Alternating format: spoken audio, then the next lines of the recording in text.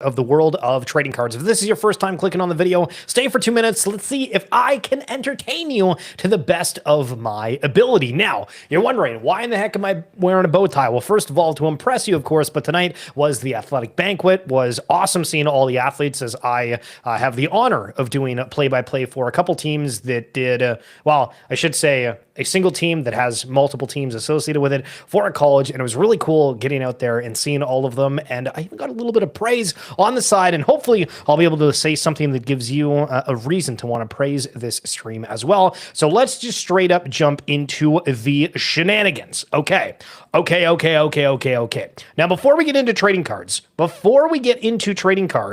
I need to highlight one of the intriguing happenings, if you will, because there was one thing in particular why is that showing over there? That is not what I want to have happen whatsoever. I'm going to have to ask you to bear with me for a momentaro, as again, tomorrow, by the way, we have another stream that is going to be phenomenal. Why the heck is it showing over there? There we go. It's off to the side. Now we're down here. How do we have it where it's back on the other one? I guess I have to do it like that unless I'm in like a full group setting. Okay, good to know. Good to know. Harry Potter. Listen, it's got a highlight of the new season. Okay, we're into it.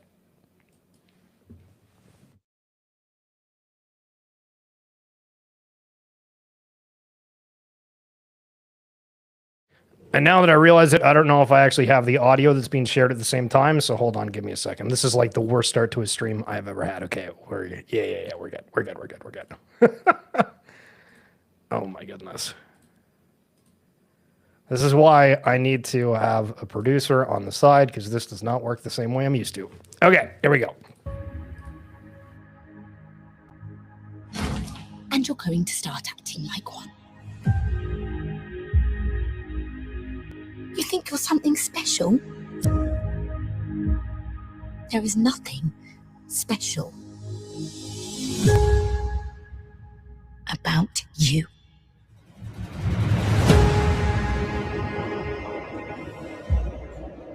I've always wanted to know about my parents.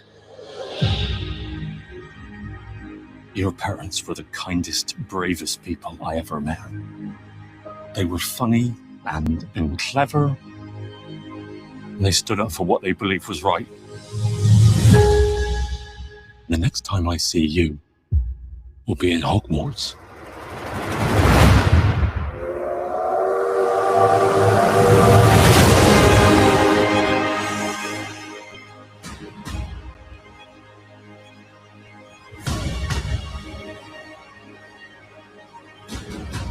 Mr. Potter, I think we can expect great things from you.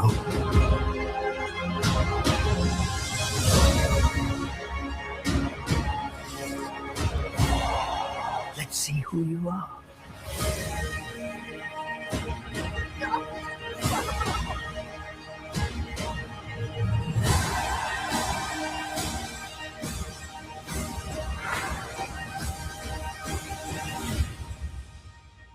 Are you really Harry Potter?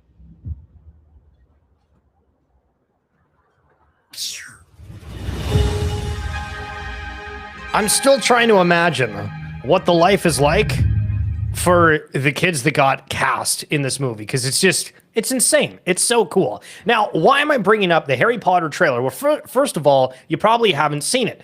And if you have, you probably don't know that earlier within this year, Upper Deck actually made an announcement that was highlighting, hey guys, guess what? Harry Potter licensed cards are coming. And in particular, it's for the 25th year. And so if you scroll on down here, Upper Deck is excited to bring its iconic and flagship products to the new world of Harry Potter. Initial releases will include Upper Deck Harry Potter and Sorcerer Stone 25th anniversary cards, a cinematic journey celebrating the 25th anniversary of Sorcerer's Stone. This set will include iconic Upper Deck flagship inserts, including Upper Deck debuts featuring Upper Deck exclusive, high gloss, and outburst parallels, including a gold 1 of 1. So this is the thought you got to keep in your head. What does a gold 1 of 1 go for? in a time like this for Harry Potter. To follow that, fans can also look forward to Fleer Ultra Harry Potter, which will showcase iconic Fleer Ultra inserts and original art trading cards.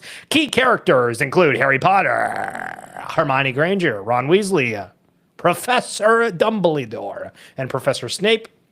Both trading card sets will be available at certified diamond dealers, mass retailers, as well as Upper Deck's eSport or ePack platform. Every time I say E, it's like you want to say eSport, but ePack platform. So they're definitely pushing on that front. But what are we going to see for the interest on Upper Deck? Now, remember, the Topps Chrome SpongeBob set was a smashing success. We saw a $50,000 card sell not too long ago. There was one for about $20,000 American that had signatures of Patrick Star, SpongeBob SquarePants, and a couple of others as well. So just be aware that some of these might end up fetching a pretty dollar. And in the same breath, the Upper Deck president of all people decided that they were going to comment on Kevin O'Leary wearing the big jewelry. So we have Upper Deck president commenting on this? Like, why? Didn't this happen before? Now, you can red card me because I'm definitely somebody that's uploaded shorts after a stream, a week's gone by, and you're like, okay, well, that was news from last week. Some people will be news in the moment, but this in particular, this is like, we're talking like, wait, what is this? Like a month ago with Kevin O'Leary. So this is from Jason Messira. When Kevin O'Leary walked the Oscars red carpet, he was wearing one expensive accessory, a one-of-one 2004 Upper Deck Exquisite Collection triple Logoman autograph card signed by Kobe Bryant, LeBron James, and Michael Jordan. Before I continue, I have to say, I think that I messed this up because when I was talking about the jewelry encasement before, I kept referencing the Kobe Bryant, Michael Jordan one-of-one that signed. But this one was a triply double, a triple Logoman. Okay, so it's not the other one. So red carding myself on that, but let's continue. We're used to seeing our cards in slabs, but not mounted in Tiffany white gold and 100 carats of diamonds. My reaction was complicated. Mainstream audiences who have never thought about a trading card in their adult lives are suddenly asking questions about value, rarity, and what makes a collectible worth wearing at an award show. That curiosity is good for the hobby. And, we're so ingrained in this on like a daily basis, you kind of almost like forget, like, oh yeah, right. This is for people that aren't aware, this is like mainstream news of collectibles, which doesn't always get there. But it's gradually moved borrowed. But it's a Gaudi, G-A-U-D. Add that one to the repertoire. A gaudy move borrowed directly from Logan Paul's playbook. Paul had been wearing his Pikachu Illustrator as a fashion accessory for years before debuting it in a custom diamond pendant at WrestleMania in 2022. He's a showman. The card is part of the spectacle. In my opinion, the hobby doesn't need theater to justify itself. Everybody likes a little bit of theater, you know what I'm saying? The cards are real, the values are real, most importantly, the communities built around collecting are real, true. When mainstream attention arrives organically, it reinforces something authentic. When it feels staged, it creates skepticism. And skepticism is the last thing a hobby built on trust needs, which brings me back to that exquisite triple Logoman card. It's a true one-of-one featuring three of the greatest players ever. It never needed a chain or red carpet appearance to be attention-grabbing. It's just a great card. I don't know. I mean, I would kind of like fight back on that a little bit. Like, okay, cool. How many people are going to care about that? And I don't mean like it within the card space, right? But if you walk up and say, hey, look, here's like a 3-patch Logoman, 9 out of 10 people are going to be like, all right, cool, bro. That's going to be the reaction. So sometimes you have to do a little bit something extra to get that attention, especially in an attention economy, which with some of the attention, it's bringing some unwanted things. Here's a clip coming out of Canada regarding some Pokemon card thievery. Even at $1 a card, that's a pretty solid value. Business is brisk at Jesse Guyon's New Westminster, BC collectibles shop, but the bartering is taking place behind bars after what happened in January. Even watching it back now is just infuriating. Watching this, 4 hooded thieves bashing their way into his store and making off with as many Pokemon cards as they could carry. In a matter of a few minutes, they left with 20 grand worth of stuff. It's devastating as a small business owner, especially. Guyon is unfortunately not alone. Thieves used a car to bust their way into an Abbotsford shop, leaving 2.5 minutes later with $30,000 in product, mostly Pokémon. A few days later, this was the scene in Burnaby after a 2:30 a.m. smash job, the third break-in here in 6 months. You work really hard to, bring your dream to life, but then, here are people trying to take away your livelihood. Stores have also been hit from Halifax to Toronto. In New York, armed thieves went in during the day, part of a Pokémon problem coinciding with a post-COVID popularity boom and soaring card values. $3,400 is about market price of what this card goes for. Police say once stolen, they're easy to sell and hard for investigators to find. Very difficult to track that type of merchandise. I feel like that's the worst thing that, like, as a shop owner, you see on the news. You're like, oh, okay, so you're just telling, like, the world, anybody that sees this clip or watches the news, that, like, yeah, these are actually not a bad thing to steal because we can't track it. What? Certainly more difficult than something traditional, like, say, electronics. Police are recommending small business owners running a shop like this reach out and have officers come by to sweep the store and make some recommendations to increase security, even on a budget. Something as simple as increased lighting, trimming back hedges. This goes across like the whole frame of the shop. Besides the bars, Jesse Guions also added 24/7 security surveillance at his store.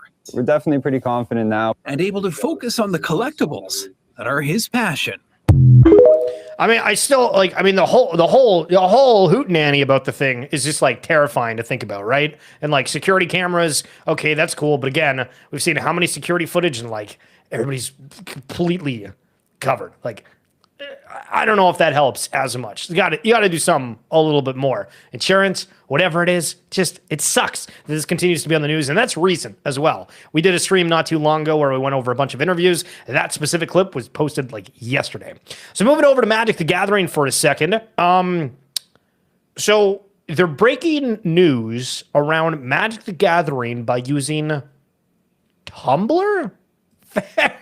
Very interesting. So they got a couple of interesting things that you could expect. A mythic rare cycle that grants your instants and sorceries old keywords. An ability word returns, which first appeared on a second visit to a popular plane. A lot of the stuff you're not going to be familiar with unless you're like really ingrained. But check this one in particular, I think. A 6/6 with a mana value of 1. So being able to whip that thing out right away. Oh my goodness. So Strixhaven Teasers coming through Tumblr of all things. Something that I didn't have on my bingo card. Now, not necessarily in the conversation of thievery and whatnot, but still not the greatest. Topps did their Bowman basketball boxes, and you can see by the screenshot, one person got apparently 99.9% of the initial inventory. Now, that person being a bot farm of sorts, more specifically, and this is why, because if you're able to get things at retail, for example, box for $350, where the resale for it is already going for $500 plus. Now, for the box itself, here's an example of what some of the cards look like. And what you'll notice right away is BYU, Golden State Warrior, Charlotte, Dallas, UCLA. Hold on a second. So we have NBA players and college. And that's the exact idea with this. So scrolling on here, check this out. Bowman Basketball marks the next evolution of the Bowman brand, bringing its iconic prospect-driven identity to the hardwood in a bold, innovative way. Designed to spotlight early career discovery, this release delivers the first officially licensed trading cards and autographs of the sport's most exciting incoming talent from the highly anticipated 26-27 draft class, already being touted as one of the strongest in years. Bowman will also introduce popular case hit programs to NBA basketball, creating a truly first-of-its-kind dual NCAA NBA collecting experience. Very interesting that we're seeing a couple, I don't know, twists up, if you will, for some of your favorite collections. And Vibes TCG highlighting their South by Southwest promo card. Take a look at that boy. Not too shabby on that front. And I want to take you back to a time when I originally started streaming. Here's a race that JVB called for Zedrun. JVB, you're muted. He can't hear us.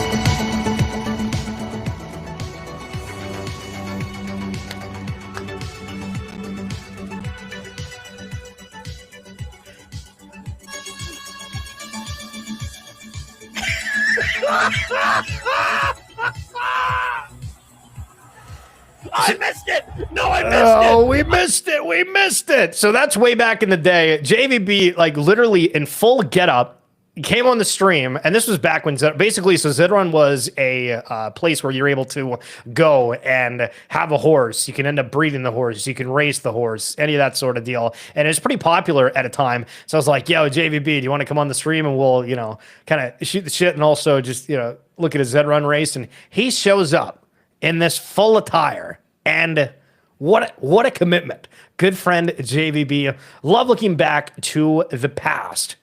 And maybe to the future after the Toronto Blue Jays cracked the World Series. Well, they are starting the season again. And you'll notice as well that the opening day stuff is starting. They have the Giants versus New York Yankees tonight. But Louis Varland wearing a Miles Straw graded card. Okay, so let me pause for a second. We went over the other day where we had a multitude of celebrities that were highlighting trading cards. And every day we get somebody new. I love it. I have zero issue with it, by the way. There's so much negativity of, oh, this is going to die. This is going to be this, that, and the other thing. And like, here's an example where obviously that was a sports card a second ago, but like for this. So this person saying, my TCG hot take is every single TCG other than Pokemon is a bust and will either not be around or not be relevant in 5 to 10 years from now. And that includes One Piece, Magic the Gathering, etc. And the rationale, because people were like, hold on a second. Nobody is touching vintage Magic cards and hasn't in years. I think time has passed them by, to be honest. They just don't have any relevant IP, TV show, or anything. Most of the new special sets are just inserting popular characters from other franchises to try to help sales. Now, I think a part of this goes back to the conversation that we had on last Thursday's TCG Roundtable, which again, we're going to have another one tomorrow night. It's going to start at 6 p.m., be about 2 hours-ish. We're going to have a ton of guests, so it's going to be phenomenal. Hope you guys are going to tune in for it. But one of the arguments that we had was, all right, well, for these fictional characters, you don't have the issue of injuries. You don't have the issue of them saying something that they shouldn't and completely damaging their public reputation and everything else. And here, they're saying they don't have any relevant IP, TV show, whatever for Magic cards. It's like, okay, but what if tomorrow there's a new video game? What if tomorrow there's a new movie? What if tomorrow there's a new actual TV show that's being complained about that is a smashing success? Because think about it. A lot of the times right now, I feel people are trying to figure out what IP could end up getting resurgence versus making a completely new IP. And we saw that within the digital collectible space. A lot of people try to do that. Ones have kind of, percolated a little bit through there, but a lot of ones have struggled as well. So I don't know. I'm going to present this question to a couple people tomorrow. Be like, do you agree with this? Because it feels like, it is very much a hot take on that front. Now, on the topic of graded cards, listen to this. Are submissions always taken out of the penny sleeve and card saver when grading, or do some grade a shortcut and just look through them? What do you do when you're grading? Do they cut them and just pull them out, or how does it work? No. Same process. So for instance, I have one right here. You're going to take the card out of the card saver. You're going to take it out of the penny sleeve. You're going to look at the card. You're going to put it right back in that penny sleeve and put it right back in that card saver. Do you have gloves on when you do this? You do not. Wow. You need to be very careful. All right. So everybody listening to this, if you're not using a penny sleeve and a wide card saver, you're nuts. Okay, so that's interesting because there's also a lot of back and forth of people saying, oh my, for the Logan Paul Pikachu Illustrator, there was a ton of people that were like, oh my God, you're not using gloves and you're opening up this card pack that's got, potentially extraordinarily expensive cards, where other people are like, oh, if you wear gloves, you're going to damage the goods. But either way, kind of cool to hear that. Cool. I guess it depends if you're fine with them not having any gloves on, but cool to hear that it is a gloveless environment on that front.